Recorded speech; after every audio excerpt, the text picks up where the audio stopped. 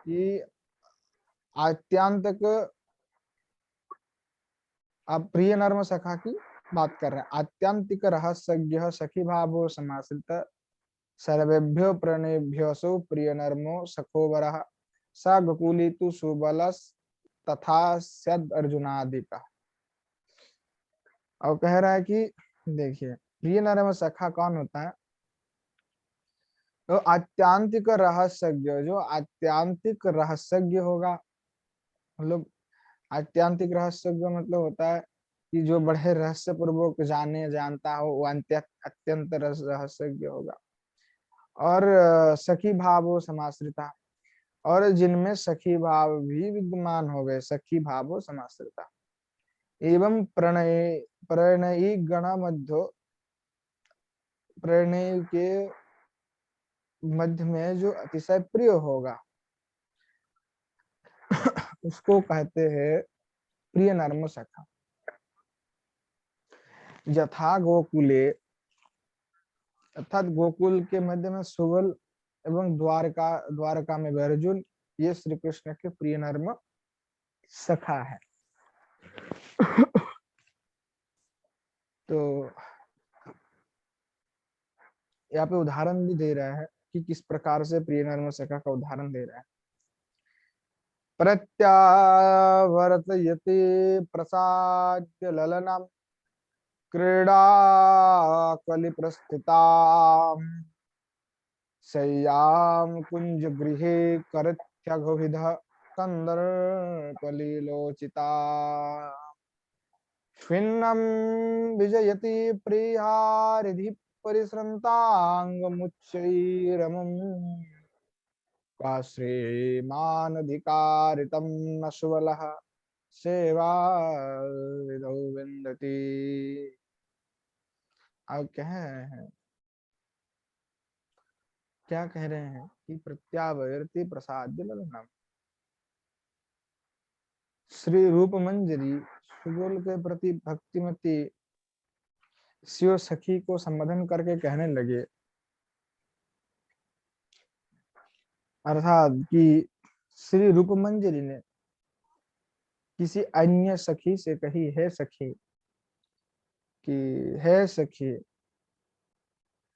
श्रीमान सुबल ने श्री कृष्ण की सेवा का सौभाग्य प्राप्त नहीं कर रखा है। कोई कृष्ण प्रेयसी जब क्रीड़ा करते करते किसी कारणवश कलह करके श्री कृष्ण को छोड़कर कुंज से बाहर चली जाती है, तो सुबल अनेक प्रकार से अनुनय विनय करके उसको मनाकर कुंज में श्री कृष्ण के पास ले जाता है। तो सुबल कुंज गृह में कृष्ण की कंदर्प क्रीड़ा के उपयुक्त तो सैया भी रचना करते हैं। और कंदर्प समर में क्लांत होकर श्री कृष्ण जब प्रेयसी के वक्षस्थल पर प्रचुर रव स्वेद युक्त शरीर को न्यास्त करके शयन करते, तो कुंजों के बाहर रहकर पंखा की डोरी खींचते हुए सुबल अन्न को पंखा झलता रहता है, तो पंखा करते रहते हैं। तो क्या कि जो सुबल है वो प्रिय नर्म सखा है, तो उनको कुंज में जाने का अधिकार है। जैसे निकुंज में है, तो निकुंज में जाने के लिए जो सखी को सखाओं को तो जाने नहीं दिया जाता है, पर प्रियनर्म सखा जो है वो एकदम कुंज के अंदर तो अंदर भी जा सकता है, पर जब कंदर पर लीला हो तब नहीं जा सकता। तब जा सकता है जब श्री ठासैया आदि रचना के लिए हो। और कभी कभी अगर कोई जो कृष्ण प्रेयसी हैं, अगर वो कीड़ा करते करते कल हो जाता है उनसे कि प्रत्यावर्ती प्रसाद प्रतिष्ठित कंदर पुलिलोचितम, कि कभी कभी अगर मानिनी हो जाए, चली जाती है, तो सुबह जा करके उनके बहुत विनय वाक्य करके उनको फिर लेके आते हैं कुंज में, और श्री कुंज में श्री ठाकुर जी के साथ उनका मिलन कराते हैं। और जब मिलन श्री ठाकुर जी जब परिश्रांत हो जाता है, तो श्री जो ठाकुर जी के जो प्रिय भक्त, जो प्रिय नर्म सखा श्री सुबल है, तो क्या होता है कि वो पहले जो चामर होता था, वो पंखा होता था जिसको धागा बाहर से खींचो तो अंदर वो हवा होता था, ठीक है ना। धागा से खींचने वाले जो पंखा होते थे, तो उससे वो क्या करते थे, फिर सुबह बाहर से वो रस में खींचते रहता था, श्री ठाकुर जी को वो चामर व्यंजन करते रहते थे। तो इस प्रकार से श्री ठाकुर जी का वे सेवा करते थे।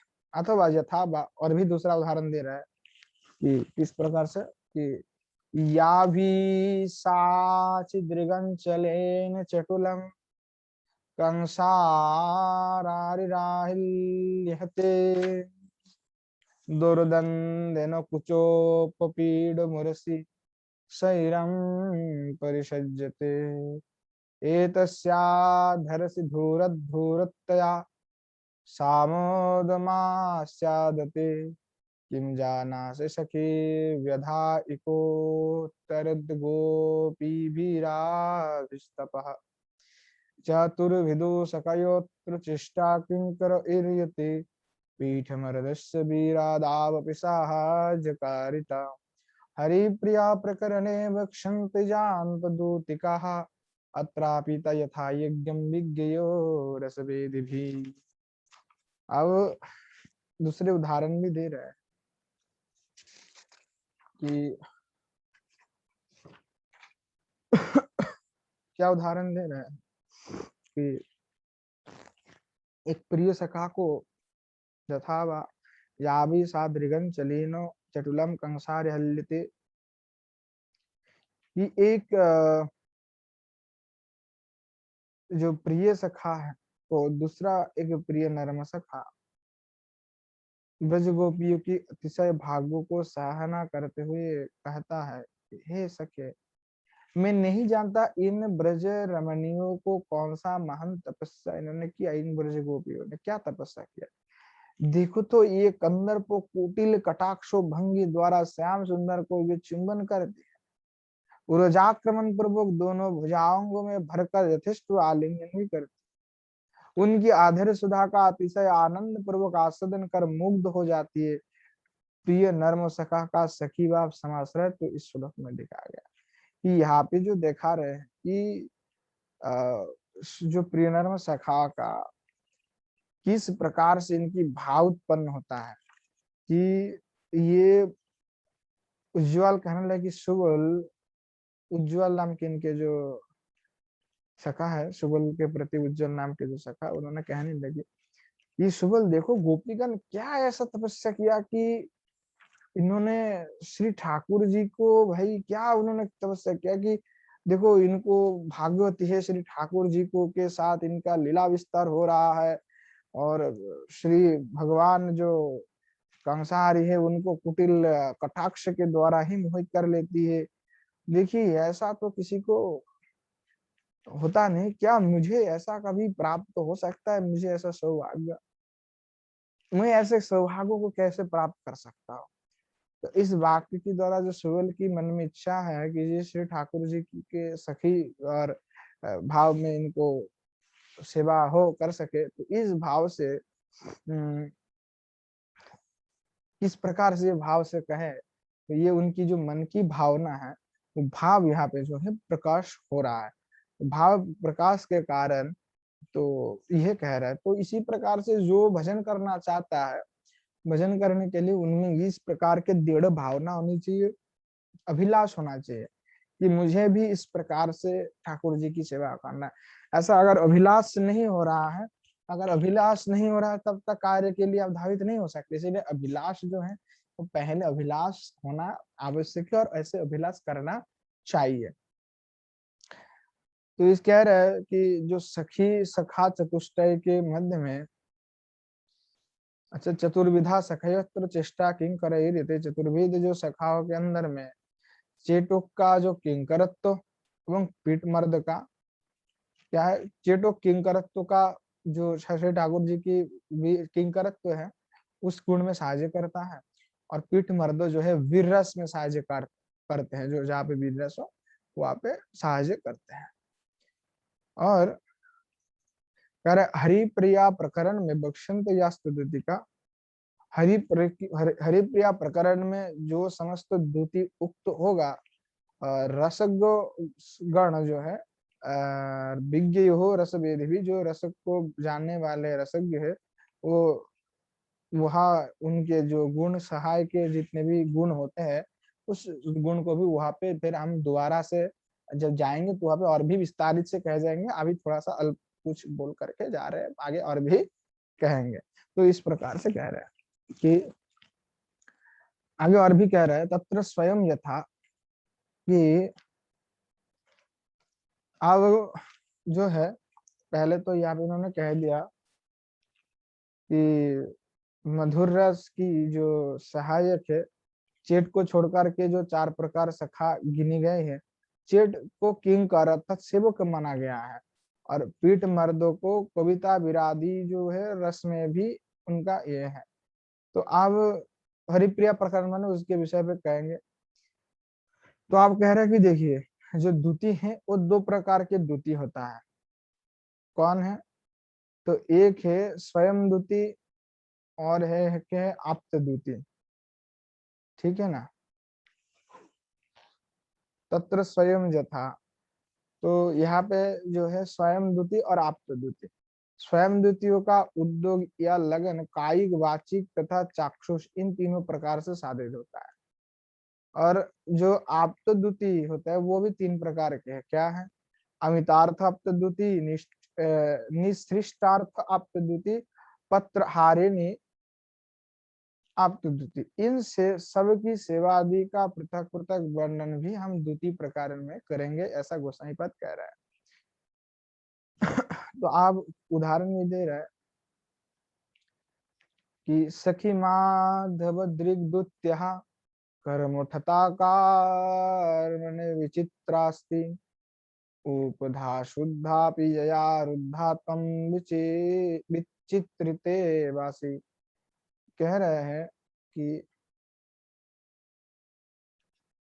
अनुवाद कह रहा है कि इसका अनुवाद क्या कर रहा है कि तत्र स्वयं यथा, कि माधव कटाक्षो तथा वंशी भेद से स्वयं द्युति को 2 प्रकार में जो से पहले कटाक्ष या चाक्षुष अभिप्रयोग उद्दक का उदाहरण यहाँ पे दिया जा रहा है। कि स्वयं द्युति का उदाहरण जो होता है वो कह रहा है। स्वयं द्युति का क्या है? एक दिन निर्जन वन में श्री कृष्ण दर्शन के लिए व्याकुल हुई। किसकी? तो राधा जी की। तो एक सखी ने कहा,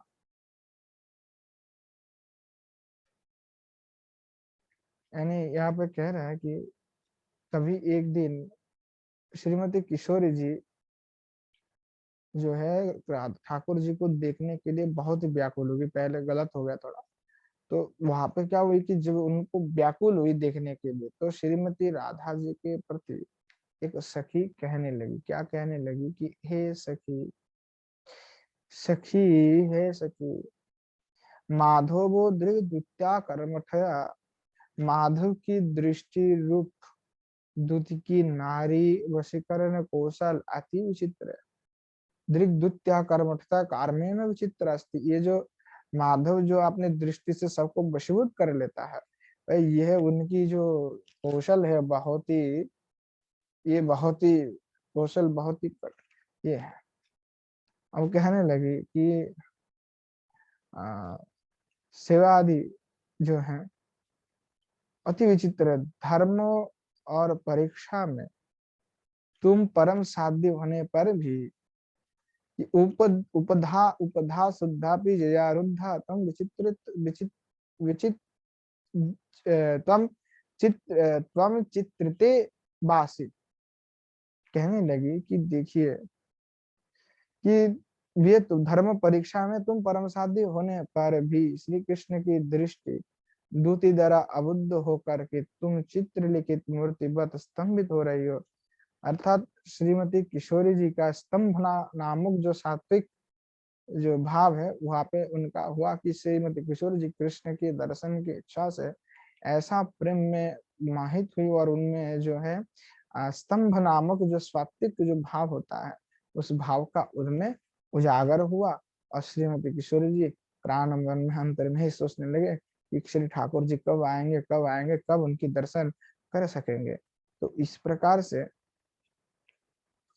जो जो श्री ठाकुर जी के प्रति प्रेम है, और जो सखी भी उसको समझ जाते हैं, जो दूती है, तो वो समझ करके ऐसी बात बोलते हैं कि श्रीमती किशोरी जी को थोड़ा सा सुकून मिल जाए। इस प्रकार से दूती की प्रकरण बता रहे हैं। और बंसी यथा ललित माधव है, ललित माधव का भी एक उदाहरण दे रहे हैं। हीयमवगीय गीहे हीयमवगीह गृहेभ्यो करसतिराधम बनाय यानी पुनः साजिति निसृष्टार्था बरवंशो जो का कलिदती। कि आप तो दुती कि अब कह रहे हैं कि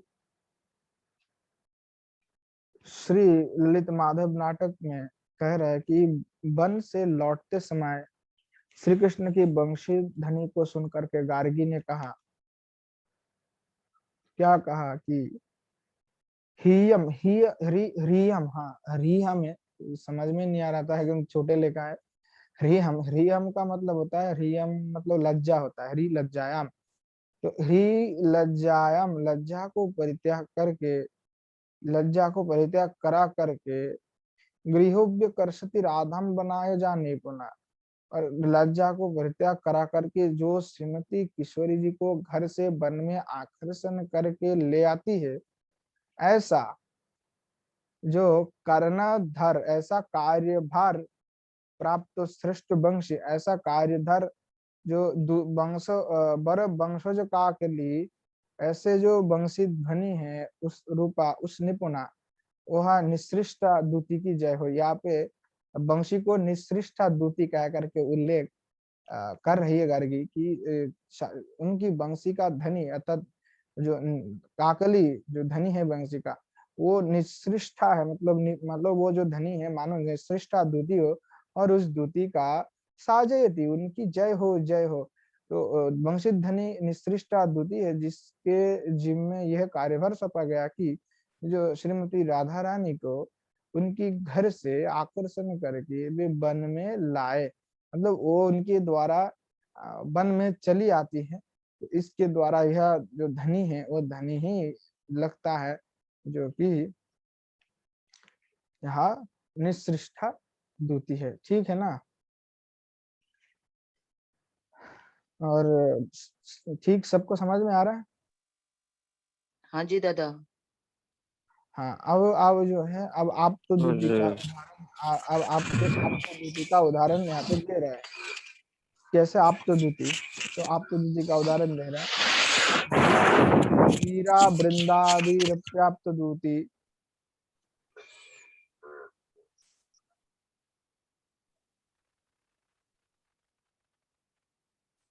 वीरा वृंदा वीरा वृंदादीरप्याप्त दूती कृष्णस्य कृत्यता वीरा प्रगल्भ वचना वृंदा चाटुक्ति पेशला। कि अब आप तो दूती का परिचय देते हुए कह दे रहे, जो वीरा वृंदारिका मेला एवं मुरलादि श्री कृष्ण की आप तो दूती है, इनमें जो वीरा है वो प्रगल्भा वचना है, अर्थात साहसपूर्ण निशंक वाक्य विन्यास करती हुई में वो चतुर है, और वृंदा चाटु वाक्य में, चापलूसी में बड़े निपुण है। ठीक है ना? अब वीरा का प्रगल्भता का उदाहरण दे रहे हैं। विमुखी माँ भव गुरविनी मद गिरि गिरिना धृतेनो कृतरक्षम मूढ़े समूढ़ वयसम माधव माधाव रागनो। और कह रहे हैं कि जो मानिनी राधा जी के प्रति, अर्थात श्रीमती किशोरी जी कभी मानिनी हुई, तो मानिनी श्रीमती राधा रानी के प्रति वीरा ने कहा, अरे गर्भिणी, बचने पर विश्वास कर से कह रहे कि अरे गर्भिणी, सा गर्भिणी माँ भव विमुखी, अरे गर्भिणी बचने पर विश्वास करके माधव के प्रति विमुख मत हो। तुम्हें ध्यान है कि नहीं? धृतेनो कृत, धृतेनो, तुमको ध्यान नहीं है क्या? मदगिरी गिरिनाकृत रक्षसम। अरे कुछ दिन पहले की तो बात है, जब इन्होंने गोवर्धन को धारण करके हम सभी ब्रजवासियों का रक्षा की थी, रक्षा किया था उन्होंने श्री कृष्ण को, मतलब श्री कृष्ण के दूत है तो वह कृष्ण का ही गुणगान गाएंगे ज्यादा। तुमको पता में याद नहीं आ रहा, आप वे किशोर अवस्था को प्राप्त हुए हैं मूढ़े, समूढ़ो वयसम। अब तो वो किशोरी अवस्था को भी प्राप्त किए हैं। अतः मूढ़े, ये मूर्ख, परम माधव माधव माधव रागेण। आप देखो ये सब मान अभिमान छोड़ करके परम प्रेम पूर्वक श्री ठाकुर जी के साथ अभिसार किया करो। अगर नहीं तो तुम्हारे, अगर तुम ऐसा नहीं करते हो तो हो सकता है कोई दूसरा गोपिया आ जावे, दूसरे रमणीय आकर के श्री ठाकुर जी के साथ रमन कर लेवे, तब तुम रह जाइयो। इस प्रकार से जो है ये दूती उनको कहने लगी। ठीक है ना। और कह रहा है, ये हो गया आपका बीरा का। अब वृंदा का कह रहे हैं, वृंदा सुंदरी वदनम विदधति यत्पृच्छति त्वामसौ चंचन मंजुल खंजरीट नयने तंत्रोत्तरम व्यंजय केयं भ्रुभुजोगी तवाति विषमा बभ्रम्यते यदभिया कलान्तुः कालीयमर्दनोऽपि कुरुते नाद्य प्रवेशम ब्रजे। अब कह रहे हैं कि देखिए कि वृंदा भी कह रहे हैं, जब कई बार श्रीमती राधा रानी मानी नहीं हुई तो राधा जी के प्रति वृंदा ने कहने लगी कि हे सुंदरी, हे चंचला, हे सुंदरी, हे चंचला, हे चंचलो, हे मंजुलो, हे वृंदा, मैं वृंदा जो है मैं आपको प्रणाम करता हूँ। वंदनम, मैं आपको वंदना कर रहा हूँ। मैं जो कुछ पूछती हूँ, विदधति यत् पृच्छति त्वमसौ, मैं आपसे, मैं जो कुछ पूछती हूँ उसका व्यंजना, व्यंजयु, व्यंजन वित्त की द्वारा, उत्तरम तत्र उत्तरम, उसके स्पष्ट है उत्तर दो, आप दीजिए उसके स्पष्ट उत्तर। केयाम भ्रुभुजगी तवाति विषमम बभ्रम्यते यद विदाया यद विया। कि आपको यह जो अति भयानक भ्रूभंगी है कि क्या है, इससे कालीय मर्दन भी कुरते, कालीय मर्दन श्री कृष्ण भी क्लांत होकर अभी तक ब्रज में नहीं आए हैं। इसका तथ्य एक बार मुझे आप बताओ। इस जो श्लोक में वृंदा की जो चाटुक्ति दिखाई गई है कि जो कालिय मर्दन के जो श्री कृष्ण जो क्लांत होकर के अभी तक ब्रज में वे नहीं आए, इसका तत्व आप बताओ मुझे कि क्या क्या हुआ, इसका क्या हुई है। तो ये चाटुकर जो है चाटुक्ति कर रहा है, तो ये उनका स्वभाव। आप कह रहा अस्या अस्या अस्या साधारण द्वितीयो वीरद्दो क्वथिता हरे लिगिन्यन्तु लिगिन्यांतस लिंगिन्यस्तु वक्षन्ति यस्ता साधारण दयो हो। कि यहाँ जो आगे जो प्रकरण आएगा, लिंगिन्यांत लिंगिन्यंतस्तु वक्षन्ति यांतः जास्तः साधारण दयो हो, ये है उच्चारण। तो कह रहे हैं कि वीरा वृंदा वृंदारिका मेला तथा मुरली आदि श्री कृष्ण के ही केवल द्वितीय है, किंतु ब्रज गोपिया का नहीं है। ये ध्यान रखिएगा आप लोग। जैसे कि भ्रम हो सकता है कभी, पर वृंदा वीरा वृंदा वृंदारिका मेला तथा मुरली आदि श्री कृष्ण के ही केवल है, हरि अर्थात हरि का ही है, परंतु ब्रज गोपियों का ये द्वितीय नहीं है। शिल्पकारिणी देवज्ञा तथा लिंगिनी आदि कृष्ण तथा ब्रजगोपी की दोनों की ही साधारण द्वितीया कही गई है। तो जो शिल्पकारिणी है, देवज्ञा है, और लिंगिनी आदि जो द्वितीय ब्रज में है, यह जो ब्रज गोपिया है, ये गोपिया साधारण द्वितीया है। तो इसका ध्यान आप थोड़ा सा रखिएगा। तो आगे भी इसका प्रकरण हम चलेंगे। ये नायक सहायक प्रकरण हो गया। ये नायक मतलब कृष्ण है नायक, तो उनकी सहाय करने में कौन कौन उनकी सहायता करते हैं उस विषय में है। तो आगे आज भी 1 मिनट में काट जाएगा, हम लोग यही आगे पढ़ेंगे अब फिर से। तो आज यहीं पे रखते हैं, ठीक है ना।